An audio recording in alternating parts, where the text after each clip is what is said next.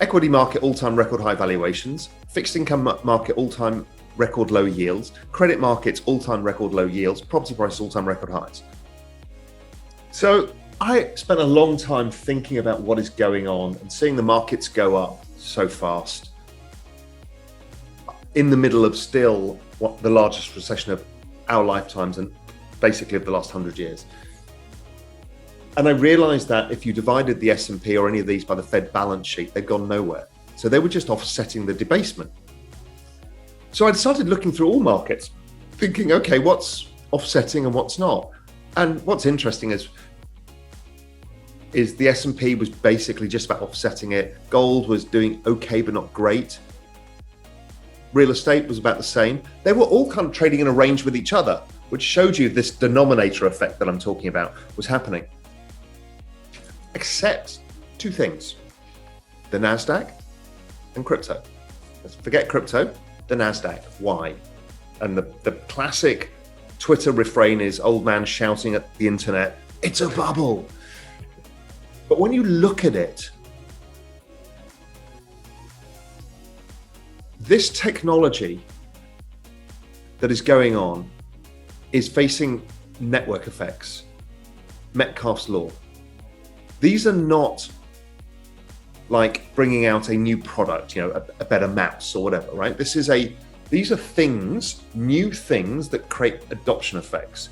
Adoption effects, network effects, Metcalfe's law don't price in PE ratio terms. That's why nobody owned Amazon all the way up.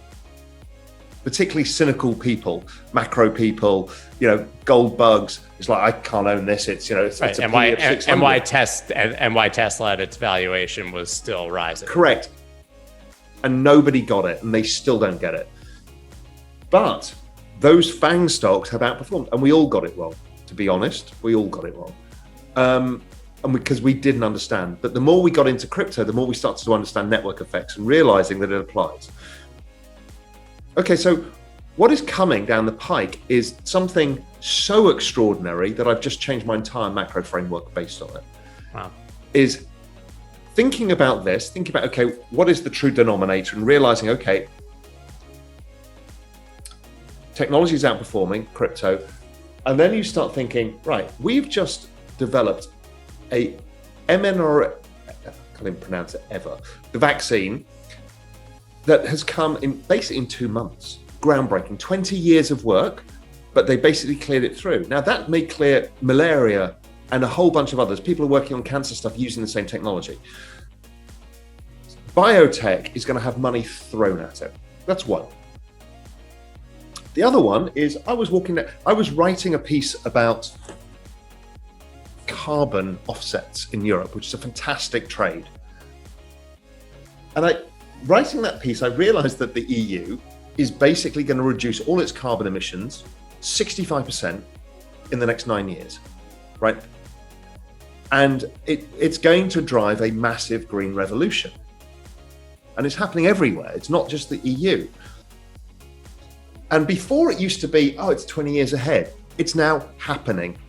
Every car outside my window here in the Cayman Islands, in 10 years' time, it's going to be obsolete. So think of the number of cars that have to be sold, electric cars. Think of the technology that goes with electric cars. Things like edge computing, localized networks. What does 5G fit into this? 5G is being rolled out around the world, so everybody has access to super data. Now, anywhere that doesn't have 5G is getting Starlink and the other ones that, Elon Musk Starlink, right? So basically you're about to connect the entire planet with free data in the next 5 years. Everybody. You're then going to give them the whole crypto world of digital banking, digital money, stores of value, all of that. You're going to then be able to distribute computing power across massive networks, distributed computing like we do with cloud. That increases the computing power for science, and it goes on and on and on. We've got autonomous driving, autonomous cars. That's coming in the next 5 years. I think somebody between Tesla or Google is going to get that across the line. Sure, it'll be for Amazon delivery vehicles first or whatever. So we've got a ton of these technologies, and I've only listed some of them, that are all coming out in the next 5 years. None of these are ideas now, they're all products. They're all happening. The Internet of Things, all of this is happening. So we're going to go probably through the largest change in human history of technology in the shortest period of time. And everything has network effects. None of these are new products. These are new ways of how we create productivity. We've also got the metaverse, the digital world. I think the metaverse itself can double the size of global GDP. Because it's like discovering the Americas again. It's a whole new world where you can earn money, own real estate, do investing, create businesses, live essentially. Okay, so you've doubled the size of the world. People don't get their heads around the size of what is happening. And, and crypto is part of that picture, and it's all happening right now. So I've now thought that the advantage the millennials have is they understand this. They're not cynical macro people who think the world is mean reverting. They kind of understand adoption effects. And if they can invest around it. This is why I wrote that tweet about Cathie Wood. People don't understand. She's got every one of these things. Oh my God. She's got every one of these themes, and the old men railing at the internet are going, it's a bubble, they're illiquid stocks.